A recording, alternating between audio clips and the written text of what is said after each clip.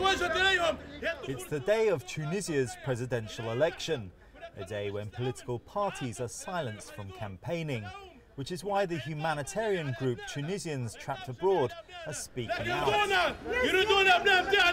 They're calling on the government to do more to help the return of Tunisians who've travelled to Iraq and Syria to fight with extremist groups. Boujema is from the northwestern city of Jendouba. His 26-year-old son Monsef travelled to Syria 2 years ago. Since then, he's heard nothing from him. He finished his studies, got a degree and applied for so many jobs, but then nothing. He's unemployed. He told me he's going to study, but I didn't understand what kind of studies he's taking. He spent a year away, then he came for 2 days and said, "I'm going to Tunis." A week later, he called and said, "I'm in Libya." And since then, we lost contact. No phone calls, no sign. We eventually went to the Ministry of Interior, the Ministry of Foreign Affairs, but they gave me no information. He did nothing. He was misled and they took him to Syria. He had no problems before. So why are so many young Tunisians travelling abroad to fight? Mohamed Ben Rejeb is the head of Tunisians Trapped Abroad. He says many are lured by recruitment groups funded by extremists in Europe and the Gulf. They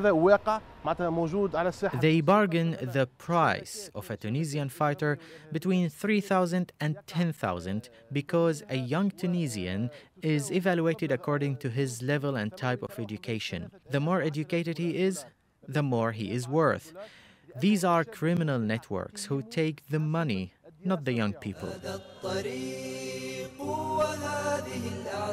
Although hard to verify, the government says there are currently up to 3,000 Tunisians fighting in Iraq and Syria. A further 400 are thought to have returned to their homeland. But for those that return to Tunisia, it's highly likely that they'll be interrogated, detained, or put under strict state surveillance. So is it possible for foreign fighters ever to really fully reintegrate into civil society? For rehabilitation of jihadists, Saudi Arabia leads the way in the region. Convicted fighters must undergo a counselling program after their prison sentence. Once released, offenders receive support of $700 a month and get help to find work and housing. No rehabilitation schemes exist in Tunisia. Instead, the government supports a zero-tolerance approach by state security. Mohamed Ali Lari, seen here at a joint Tunisian-UK security briefing, is a spokesman for the Ministry of Interior. Despite allegations of state torture of returning fighters, he says their rights are upheld.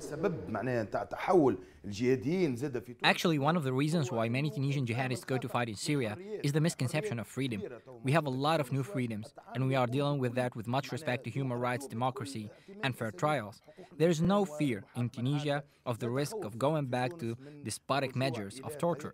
This is not our plan, and the state cannot go back to this situation of dictatorship. They have the right to a fair trial, but the whole Tunisian society should collaborate to find a solution to those people.